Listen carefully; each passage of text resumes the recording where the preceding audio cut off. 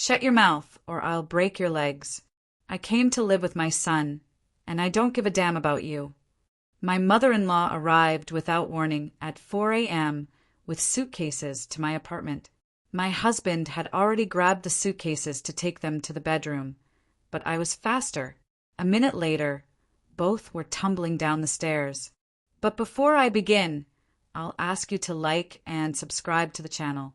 Thank you and enjoy listening. Jessica woke up to a sound that seemed to come from her dream. The electronic clock face showed 3:57 a.m. Deep night still reigned outside the window. Only rare streetlights illuminated the deserted street. She turned to her other side, pulling the blanket over her shoulders when the sound repeated. This time there was no doubt. Someone was ringing the doorbell. Not just ringing, but methodically pressing the button, as if trying to wake the entire building. Jessica sat up in bed, listening. Maybe it was an emergency situation with the neighbors? Or had paramedics confused the address? The ringing didn't stop. She threw on a robe and tiptoed to the front door. The peephole was covered from the inside with a piece of tape. Ryan had promised to fix it a month ago, but never got around to it. "Who's there?" she asked in a low voice. "Open up." "It's me," came a familiar, commanding voice. Jessica felt goosebumps run down her spine. Patricia Henderson, her mother-in-law. At 4 a.m., without warning. She unlocked the locks and saw a woman in a brown coat standing surrounded by luggage. 3 huge suitcases, 2 large bags, and a travel bag were arranged around her like a military camp. Patricia Henderson looked as if she were preparing for a long expedition. "Good morning," said her mother-in-law, giving Jessica an appraising look. "Help me bring in the things." Jessica stood, not fully understanding what was happening. Her brain hadn't fully woken up yet, and here was her mother-in-law with suitcases in the middle of the night. "Patricia, what happened? Where's the fire?" "No fire. I'm moving in to live with you." Her mother-in-law squeezed into the hallway, pushing Jessica against the wall.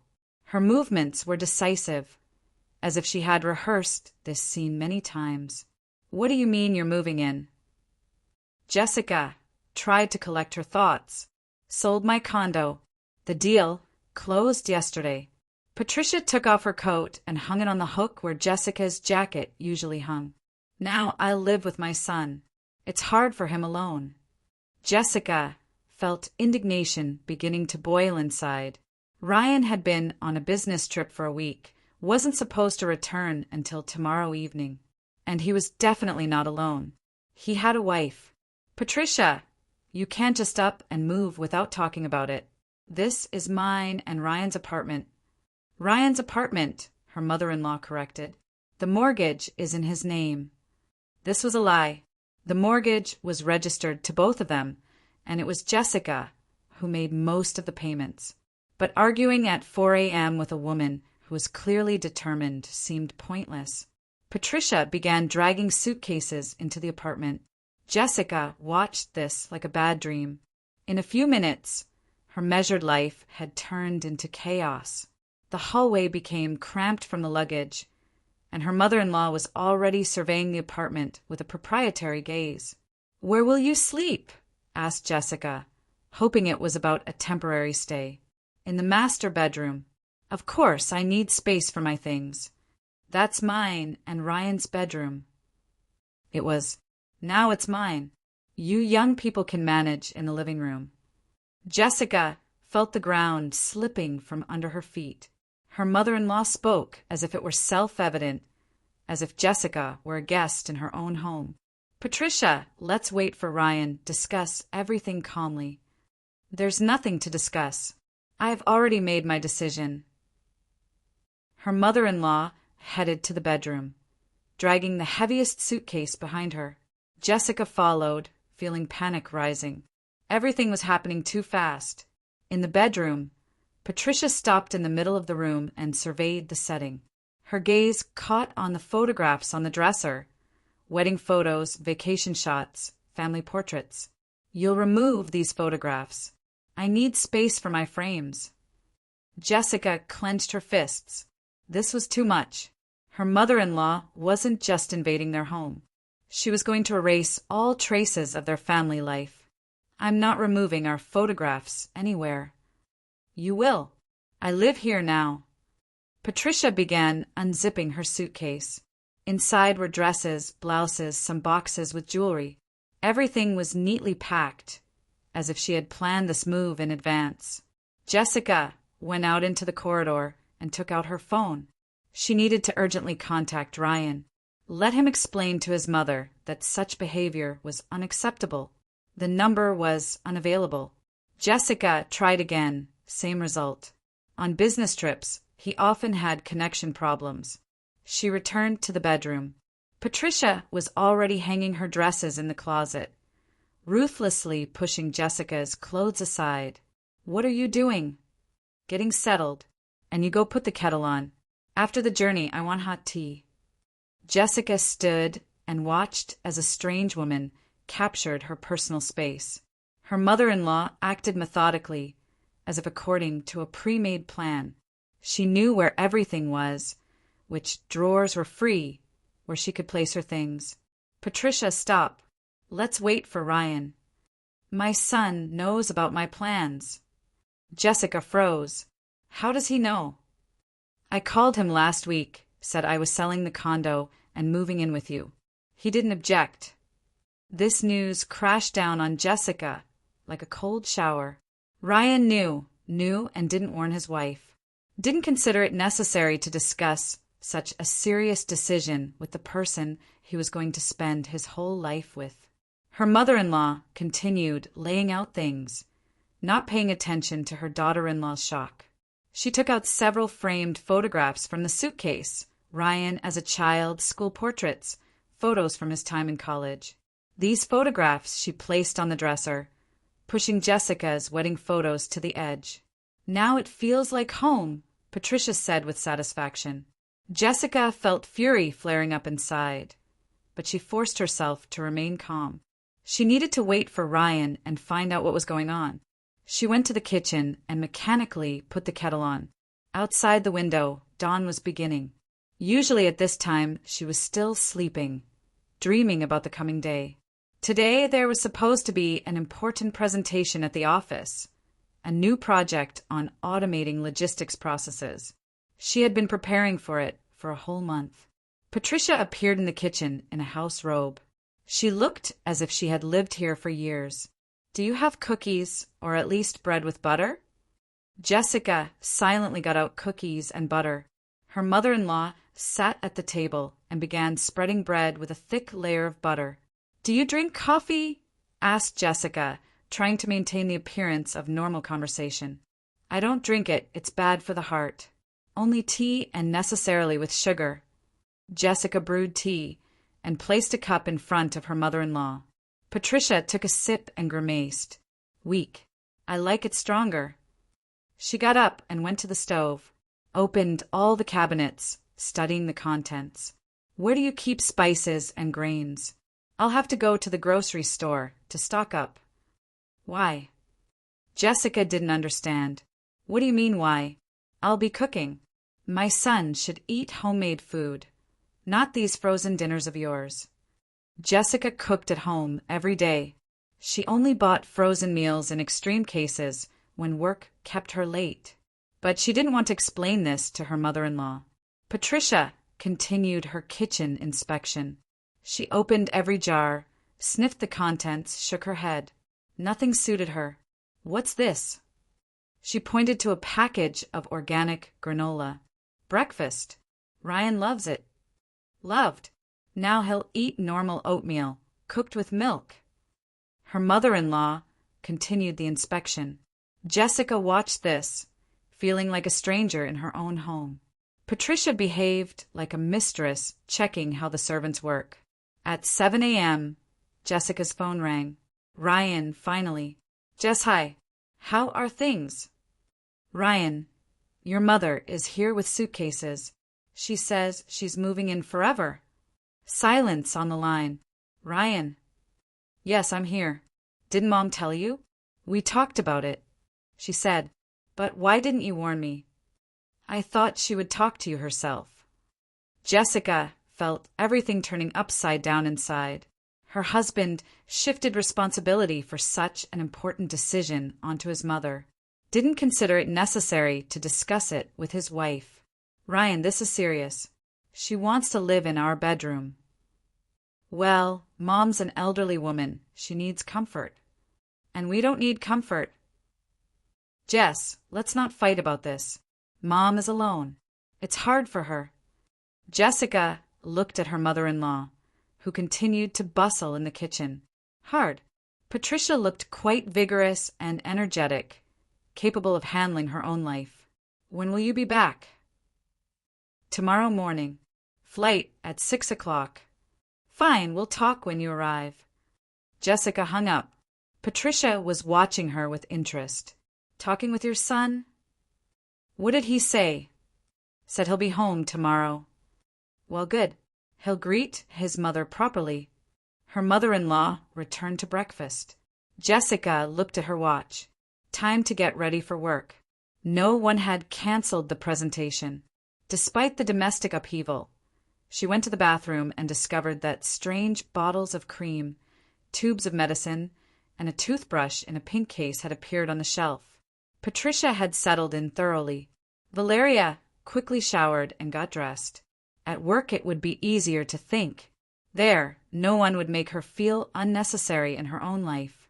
Leaving the apartment, she saw that her mother-in-law was already rearranging furniture in the living room. The armchair was moved to the window, the coffee table pulled up to the sofa. New knickknacks had appeared on the shelves.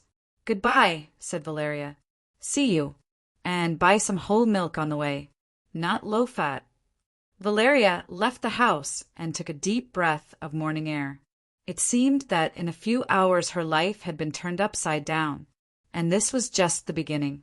At work, she had difficulty concentrating on the presentation. Her thoughts constantly returned to what was happening at home. Zinaida Fyodorovna had sold her apartment. That meant this wasn't a temporary decision.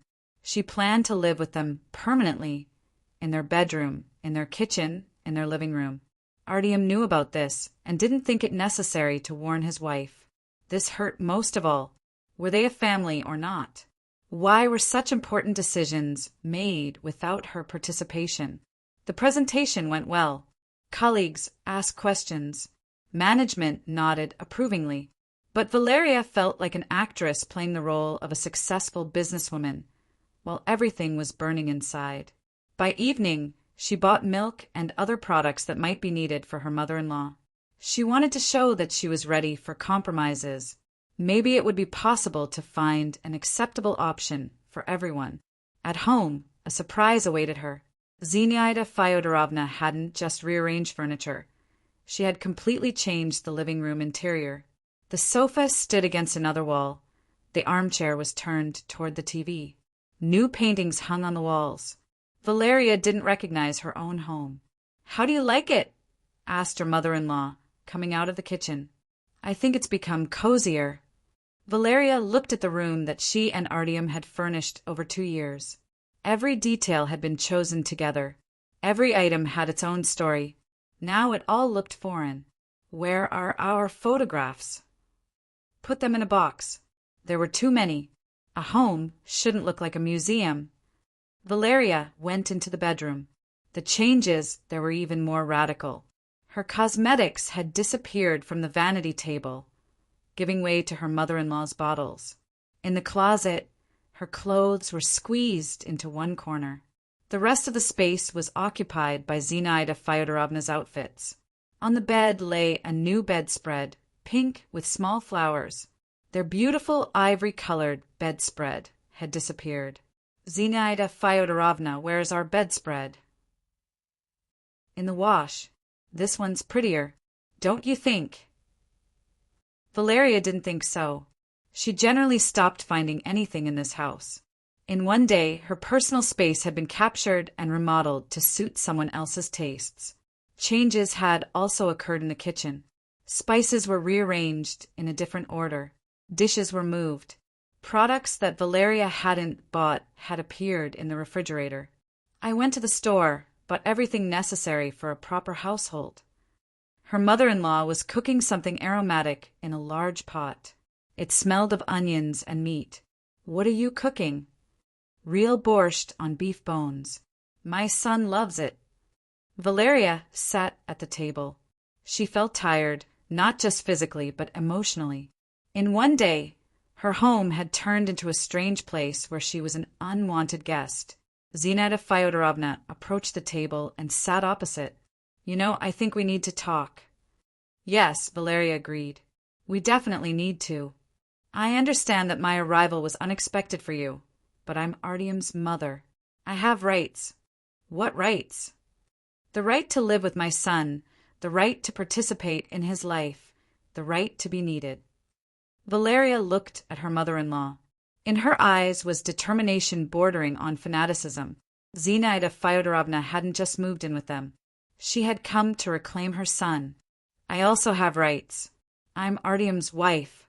For now you're his wife, but I'm his mother forever." These words sounded like a threat. Valeria understood that the battle was just beginning, and its outcome was far from obvious. In the evening, she went to bed on the sofa in the living room. Sounds came from the bedroom.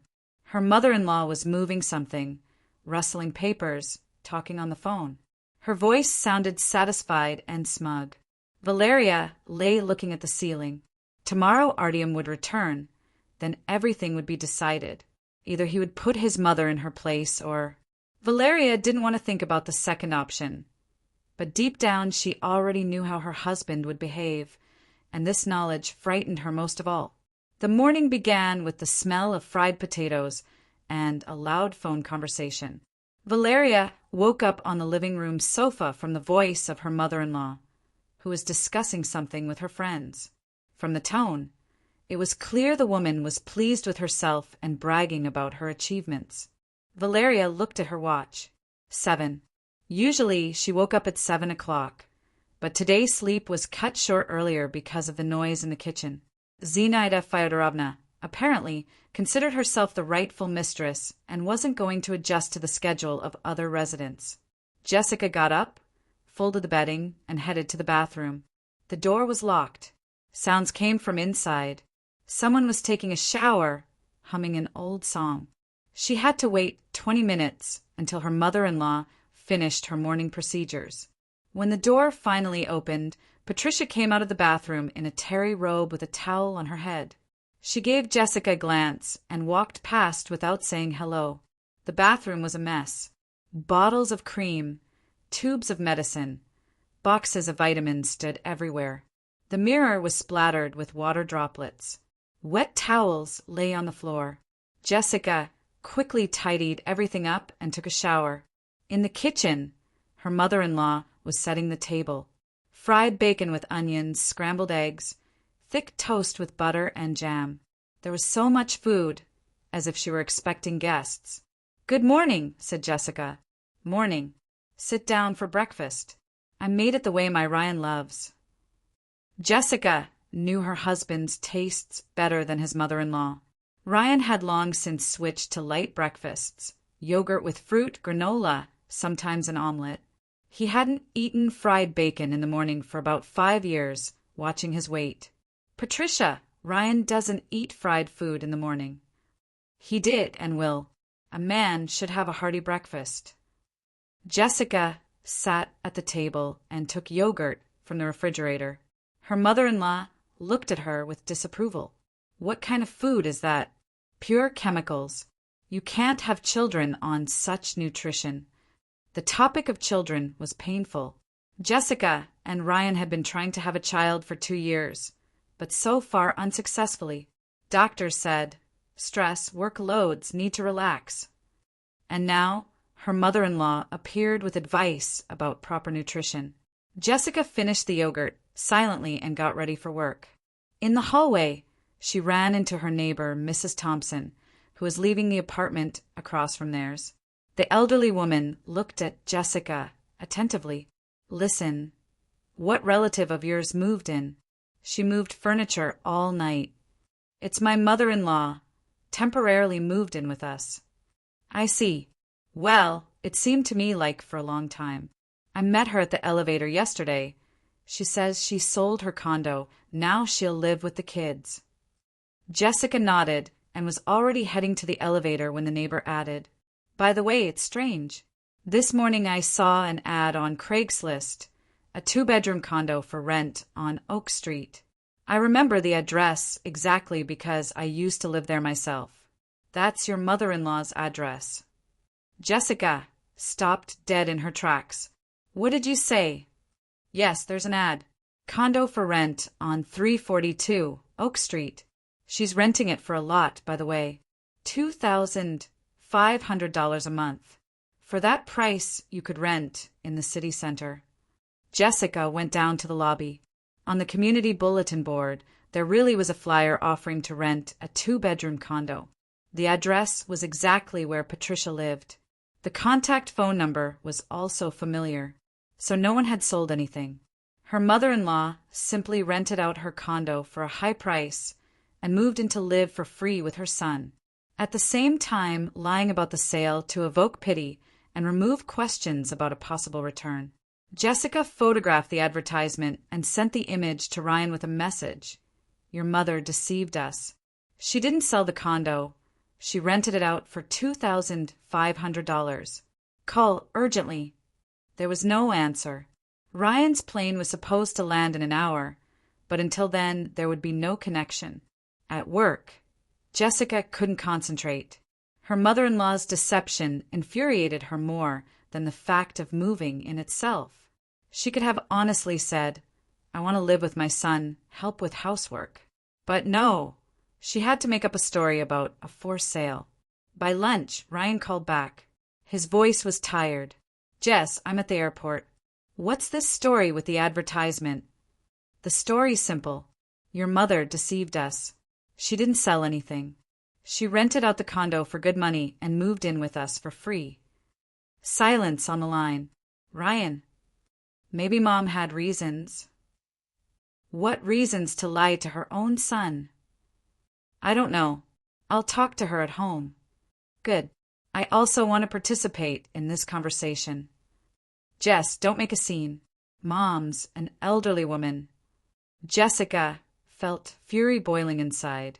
An elderly woman who was capable of thinking through a complex scheme with moving in, who overnight rebuilt someone else's apartment for herself. "Your mom is quite vigorous and cunning, and I want to know why she lied." "Fine, we'll talk. I'll be home in an hour." Jessica took time off and went home. She needed to meet her husband and sort out the relationship. The situation had gone too far. At home, a new surprise awaited her.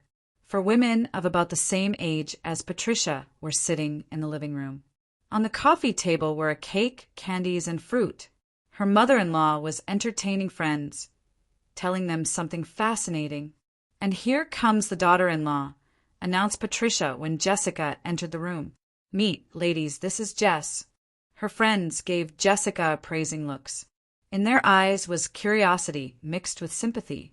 "Very pleased to meet you," muttered one of the women. "Patricia told us about you. What did she tell you?" Jessica asked. "Well, that now you all live together. Very convenient for the young ones. An experienced housewife in the home." Patricia smiled contentedly. "Yes, ladies, now I'm the rightful mistress here. I keep order, cook, clean, and let the young people work." Jessica felt her cheeks burning with indignation. The rightful mistress in someone else's apartment. "Patricia, can we talk?" "Later, dear. I have guests now." Jessica's tone was such that her mother-in-law understood it was useless to argue. She got up and went to the kitchen. Jessica followed her. "What do you need?" asked Patricia as soon as they were alone. "An explanation. Why did you lie about selling the condo?" Her mother-in-law was confused for a moment, but quickly pulled herself together. "I don't understand what you're talking about." "Your ad is online. You're renting out the condo for $2,500. Patricia sat at the table and poured herself tea. Her hands weren't shaking. "So what? I sold to some. renting to others until the final paperwork. Don't lie. You just decided to live at our expense. At my son's expense. I'm his mother. And I'm his wife. For now you're his wife. This phrase hung in the air like a threat. Jessica understood that her mother-in-law hadn't just come to live with her son. She had come to reclaim him. Voices came from the living room.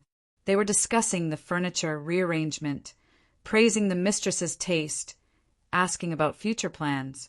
Listen, Patricia, is your daughter-in-law okay with such a change?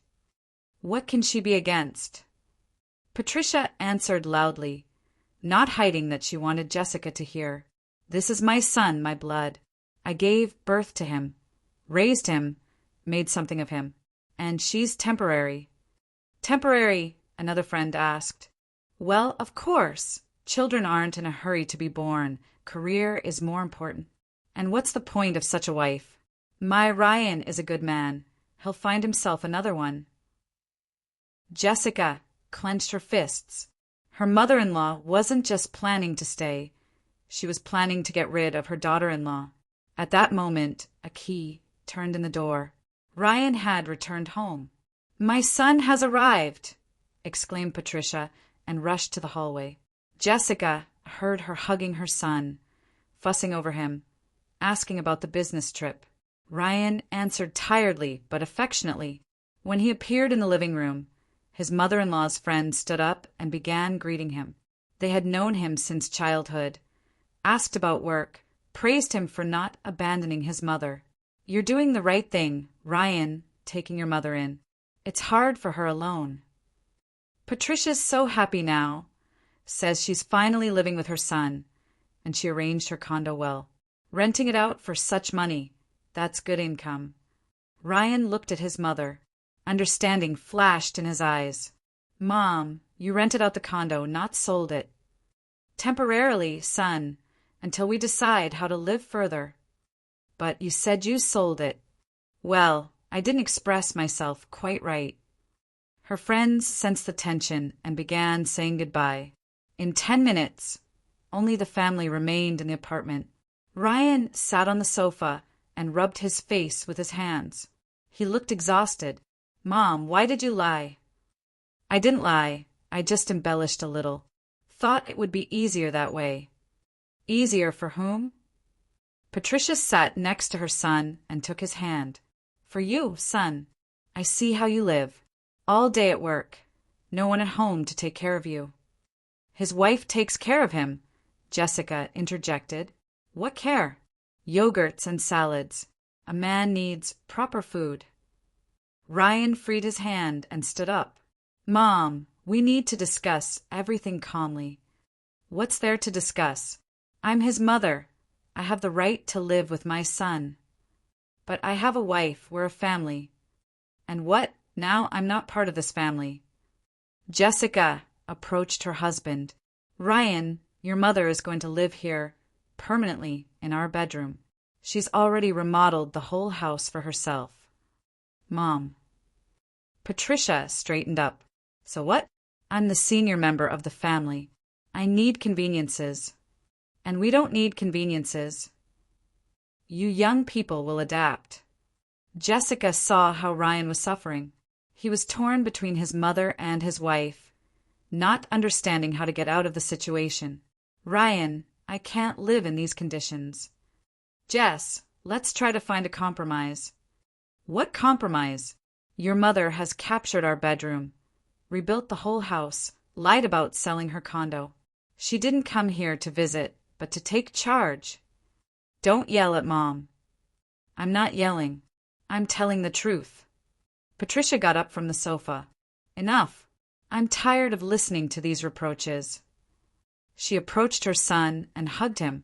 Son, if your wife doesn't want to live with me, maybe it's better for her to live separately? Think about the relationship. Jessica froze. Her mother-in-law was suggesting throwing her out of her own home. What? Well, go to your parents, for example, or rent a little place while we put everything in order here. Ryan was silent. Jessica looked at her husband, waiting for him to be outraged by such a proposal, but he was silent. Ryan, maybe it really is worth thinking about. Jessica felt the world collapsing under her feet.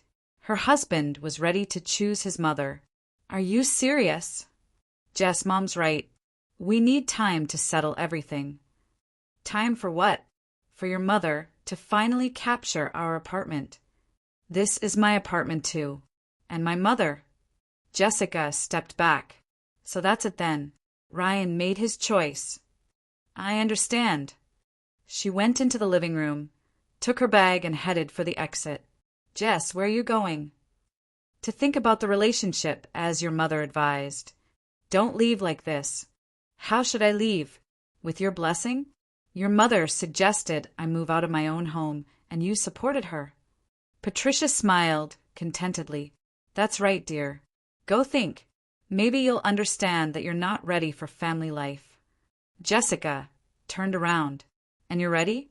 Ready for your son to be alone? Because a normal woman won't want to live with such a mother-in-law. My son will find a worthy girl, not such a careerist. We'll see. Jessica left the apartment and closed the door. In the corridor, she stopped, trying to calm down. Her hands were shaking with fury and resentment. Ryan chose his mother. After 5 years of marriage, after all the plans for the future, he chose a woman who lies, manipulates, captures other people's space. Jessica took out her phone and called her friend Sarah. Sarah, can I come to you for a couple of days? Of course. What happened? I'll tell you when we meet. An hour later, Jessica was sitting in Sarah's kitchen with a cup of coffee, telling her what was happening. Her friend listened, shaking her head. This is absurd. The mother-in-law throws out the daughter-in-law from her own home, and the husband supports her. Jess, are you seriously thinking of giving in? Jessica took a sip of coffee. I don't know. Ryan made his choice. Maybe I should accept it. Or fight. Fight for what? For a man who prefers mommy's whims. Sarah was silent. Or for your home, for your life? Jessica looked out the window. Rain was falling outside the glass. People were hurrying under umbrellas. Life continued, despite her personal drama. Maybe you're right. Of course I'm right. This woman thinks she can capture someone else's territory. Let her try. At that moment, the phone rang. Ryan. Jess, where are you? At a friend's. Come home, let's talk. I don't want to. Please, I want to sort everything out. How? Will you throw out your mom? Silence. That's what I thought. Goodbye, Ryan. Jessica hung up. Sarah looked at her approvingly. Right. Let him live with mommy. But inside, Jessica didn't feel triumph, but pain. 5 years of marriage destroyed in 2 days. And it wasn't just her mother-in-law's fault. It was her husband's fault, who couldn't protect his wife. In the evening, Ryan called 3 more times. Jessica didn't answer. On the 4th call, she picked up. Jess, Mom agreed to a compromise. What compromise? She'll sleep in the living room, and the bedroom will remain ours. Jessica smiled bitterly. How magnanimous. Will you come back? No. Why? Because tomorrow your mother will find a new reason to capture the bedroom, and you'll take her side again. I'm on your side. You're lying. Jessica turned off the phone and didn't turn it on again until morning. At night, she had nightmares. Patricia was chasing her through the corridors of a huge house, waving keys and shouting something about a mother's rights.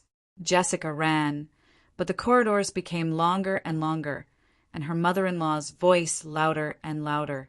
Waking up, she understood she needed to make a decision. Either accept and return to a home where she wasn't respected, or fight for her rights. In the morning, Sarah left for work, and Jessica stayed alone. She sat by the window with a cup of coffee and thought about the future.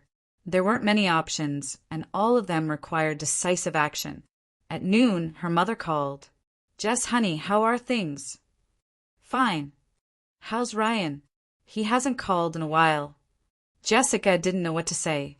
She didn't want to tell her parents about family problems. Everything's fine. He's busy at work. Say hi and come visit, I miss you. After the conversation with her mother, Jessica felt even more alone. She had a family, but she couldn't rely on it. Her husband chose his mother. Her parents were far away. Friends could only help morally. By evening, she had made a decision.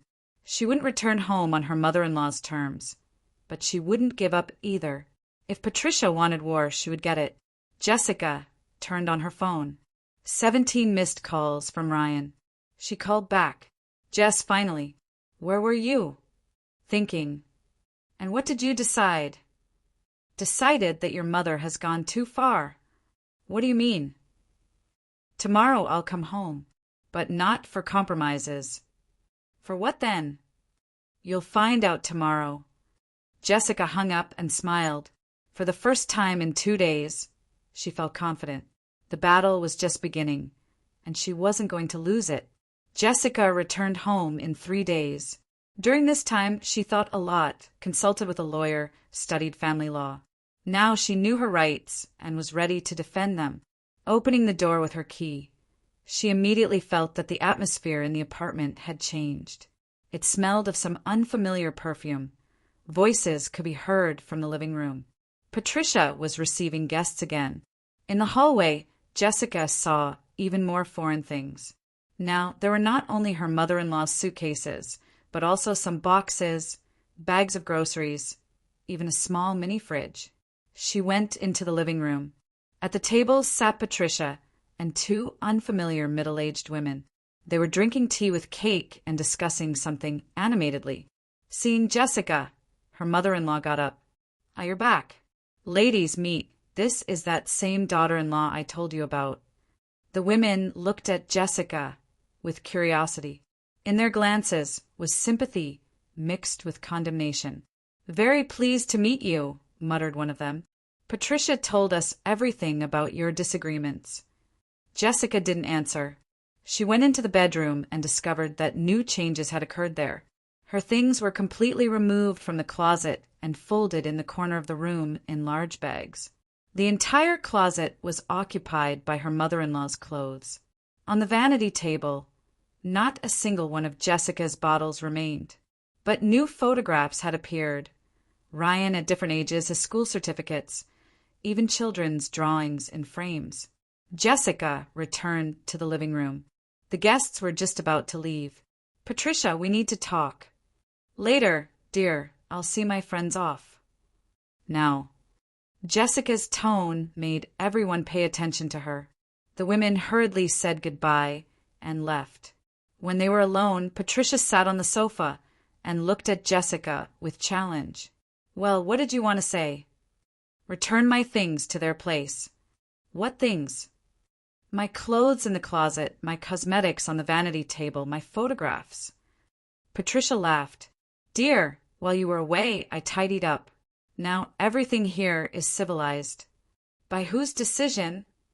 By the decision of the mistress of the house. The mistress of the house is me. The apartment is registered in my and Ryan's names. Ryan is my son, so his property is my property. Jessica took out her phone and showed her mother-in-law a photo of the apartment purchase agreement. Look carefully.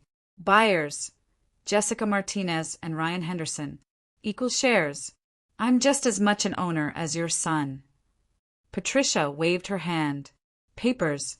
In reality, the husband pays for everything. In reality, I pay most of the mortgage. My salary is higher, temporarily higher, and when you give birth to children, you'll have to stay home. If I give birth and if I want to stay home. Her mother-in-law got up from the sofa and approached Jessica closely. An unhealthy gleam appeared in her eyes. Listen to me carefully, girl. I'm here for a long time, forever, and you can either accept it or get out of here. There's no third option. We'll see. What do you think? My son will choose you. Jessica silently went into the bedroom and began taking her things out of the bags. Patricia followed her. What are you doing? Returning my things to their place. Don't you dare. I already arranged everything. Jessica opened the closet and began hanging her dresses. Her mother-in-law grabbed her hand. I said, don't you dare. Remove your hands. I won't. This is my territory. At that moment, Ryan entered the apartment. Hearing voices from the bedroom, he hurried there. What's going on here? Patricia rushed to her son. Son, she wants to throw me out. She's demanding I remove my things. I'm demanding my things be returned to their place, Jessica corrected. Ryan looked at his wife confusedly, then at his mother. Maybe we can find a compromise. What other compromise? Your mother has completely captured our bedroom. Mom, is this true? Patricia sat on the bed and took out a handkerchief. Son, I need space for my things. I'm an old woman. It's hard for me to constantly search for something. But Jess should also have space. Why does she need so much space? She's young, healthy. She can manage with a corner. Jessica felt fury boiling inside, but forced herself to speak calmly. Ryan, your mother thinks I should live in the corner of my own bedroom. Mom, but you can't do that. How can you? She doesn't respect me. She's rude, insolent. She thinks that because she got married, she can treat me like a servant. Jessica opened the safe that stood in the corner of the bedroom and took out documents. Patricia watched her actions carefully. What's this? Documents for the apartment, bank statements, income certificates, everything that will be needed for dividing property. Ryan turned pale. Jess, what are you talking about? About divorce. Your mother is right. I'm not ready for such family life. Patricia jumped up from the bed. What are you doing, you fool? You're spoiling my son. Your son is already spoiled. A 35-year-old man who can't set boundaries with his own mother. How dare you? I dare because it's the truth. Her mother-in-law approached the safe and tried to look inside. What else is lying there? None of your business. What do you mean, it's not my business? I'm a family member now. I have the right to know about family finances. Jessica slammed the safe shut and turned the key. You have no rights. Son, she's hiding family money from me. Ryan approached his wife. Jess, Mom is worried about our well-being. Let her worry about her own. She has a condo that she's renting out for $2,500. Patricia froze. How do you know the amount? I called your tenants, introduced myself as a realtor. They told me a lot of interesting things. What did they tell you? That they rented the condo for a year in advance. That they paid $30,000 right away. That the owner said she would be living with her son, so no one would bother them. Ryan looked at his mother. Mom, you received $30,000? Well, I received it. So what? Where's this money? In the bank. Then why say it's hard for you to live alone? Patricia realized she was trapped. Son, money is good, but can it replace a mother's care? What care? Jessica couldn't hold back. You lie. Capture someone else's space. Throw me out of my own bedroom. What kind of care is that? I take care of my son. You're suffocating him with your care. Her mother-in-law clutched her heart. Oh, my blood pressure rose. Son, my pills are in my purse. Ryan rushed to look for medicine. Jessica watched this performance with disgust. Ryan, don't fall for her theater. Jess, Mom feels bad. Mom always feels bad when she's cornered. Patricia took a pill and sat on the bed. Her hands weren't shaking. Son, see what your wife is doing to me. She's brought me to a heart attack. I brought you?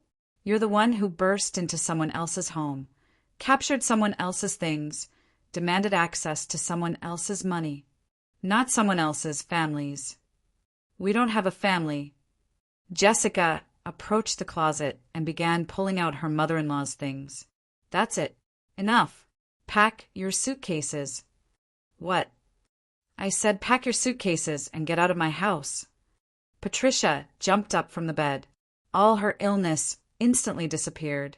You've lost your mind. This is my son's house. And my house too. Son, do you hear? She's throwing me out.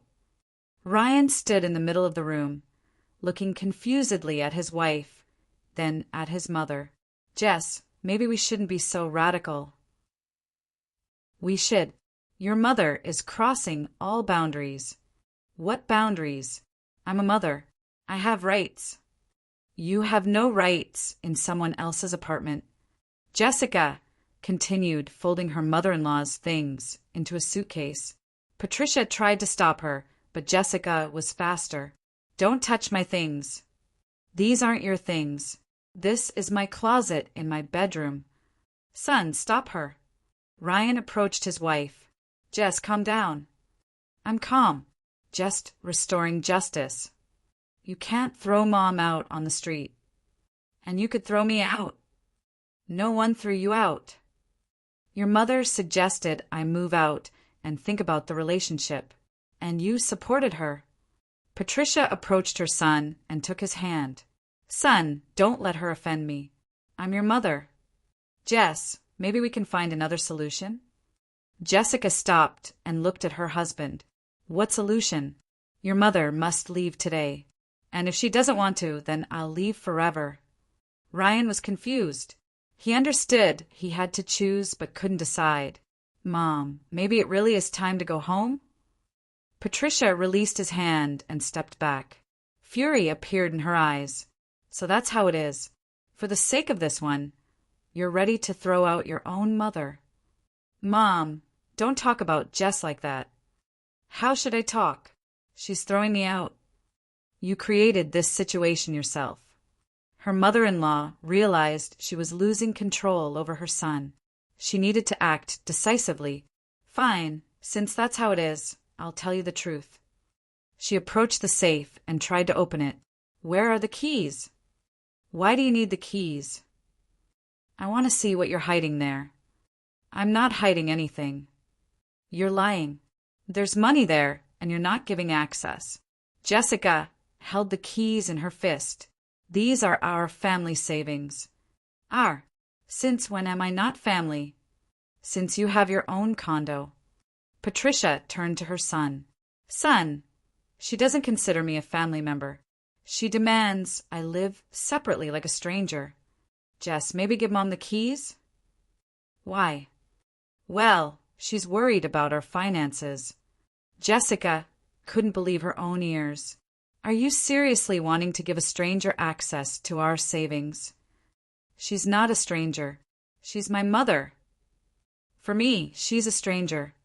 Patricia took advantage of Jessica's confusion and grabbed her hand, trying to take the keys. Give them here. Let go. Jessica broke free and moved to the window. Her mother-in-law followed her. I said, give me the keys. I won't. Son, make her. Ryan approached his wife. Jess, give the keys. I won't. But this is my house too. And my house too. Does your mother live here? Patricia lost her patience. Shut your mouth, or I'll break your legs. I came to live with my son, and I don't give a damn about you. Jessica froze at such audacity, and Ryan suddenly decisively headed to one of the suitcases. That's it, Mom, enough. I'll take your things to the bedroom myself. You'll live there. He lifted the heavy suitcase and headed for the exit from the room. But Jessica was faster. She intercepted the suitcase right at the door. No one is carrying anything anywhere. Jess, let go. I won't let go. A struggle for the suitcase began. Ryan pulled in one direction, Jessica in the other. Patricia screamed, demanding her things be returned. Immediately let go of the suitcase. You let go yourself. They stood in the doorway leading to the stairs to the second floor of their two-level apartment. Ryan pulled the suitcase especially hard. Jessica lost her balance and began falling backward, instinctively grabbing her husband. A second later, all three were tumbling down the steps. The crash was deafening. The suitcase opened, and things scattered all over the stairs. Patricia screamed, Ryan groaned, and Jessica lay on the bottom landing, trying to understand what had happened. Her mother-in-law was the first to come to. She sat on the steps, holding her shoulder and moaning. "Oh, it hurts. Son, are you alive?" Ryan lay against the wall, his leg twisted at an unnatural angle. "Mom, everything's okay?" Jessica got up and surveyed the battlefield. Things, shards of a broken vase that had stood on the landing, were scattered on the stairs. But most importantly, both her husband and mother-in-law looked battered and frightened. "That's it," she said quietly but clearly. "Enough." She went upstairs, took her phone, and dialed a taxi. "I need a larger car. Address." Then she went downstairs and began collecting her mother-in-law's things into the suitcase. "What are you doing?" asked Patricia. "Packing your things. The taxi will be here in 10 minutes. "What taxi?" "The one that will take you home." "Son, she's throwing me out." Ryan tried to get up, but his leg wouldn't obey. "Jess, Mom's hurt." "Your mom feels just fine, but you need to see a doctor." Jessica methodically folded clothes into the suitcase. Her movements were clear and decisive. "I'm not going anywhere," declared her mother-in-law. "You are." "What if I don't want to?" "Then I'll file a complaint with the police about trespassing." Patricia was confused. "What trespassing?" "My son invited me." "Your son had no right to invite you without the consent of the second owner." Jessica took out her phone and showed the emergency service number. "Want to check?" Her mother-in-law understood the game was over. "Son, will you let her throw me out?" Ryan lay leaning against the wall. His face had an expression of complete disappointment. "Mom, go home. We need to sort things out." "Sort out what?" "What happened?" Patricia got up and approached her son. "Son, she's turning you against me." "No one's turning me. I see everything myself." "What do you see?" "That you lied about selling the condo, that you captured the bedroom, that you demanded keys to the safe." Her mother-in-law understood the arguments had run out. "So you're choosing her?" Ryan didn't answer. He just closed his eyes. The taxi arrived. The driver helped load the suitcases. Zinaida Fyodorovna got in the car without saying goodbye. When the taxi left, Valeria called an ambulance for her husband. The doctors diagnosed a sprained ligament and a bruise. Nothing serious, but when they were alone, Artyom looked at his wife sadly. "Are you satisfied?" "With what?" "That you threw out my mother." "I defended my home." "And destroyed the family." Valeria sat next to him on the sofa. "I didn't destroy the family." "Then who?" "You. When you chose your mother instead of your wife." Artyom was silent. "Maybe you're right." "Maybe. But now it's too late to change anything." Valeria looked at her husband. "Why is it too late?" "Because Mom won't forgive me, and without her I can't." "Can't what?" "Live." These words sounded like a sentence. Valeria understood that the struggle had been in vain. You can throw a mother-in-law out of the house, but you can't throw her out of a grown man's head. The next day, Artyom went to his mother's. "Temporarily," he said, "until we sort things out." But Valeria knew he wouldn't return. A man who can't choose between his wife and his mother isn't ready for marriage. A month later, she filed for divorce. Artyom didn't object. They sold the apartment and divided the money equally. Valeria bought a new apartment in another district, changed jobs, her social circle, her lifestyle. She started everything from scratch. And Zinaida Fyodorovna got what she dreamed of, the undivided attention of her son. But she didn't become happy. Artyom fell into depression, started drinking, lost his job. Her mother-in-law realized that the victory had been Pyrrhic. She had destroyed her son's life, trying to save him. But it was already too late. Valeria built a new life and wasn't going to return to the past. and Artyom remained living with his mother, gradually turning into a pitiful shadow of himself. Sometimes Valeria met them on the street. Zinaida Fyodorovna had aged and become gaunt. Artyom looked lost and unhappy, but Valeria felt no pity. Everyone made their choice and got what they deserved.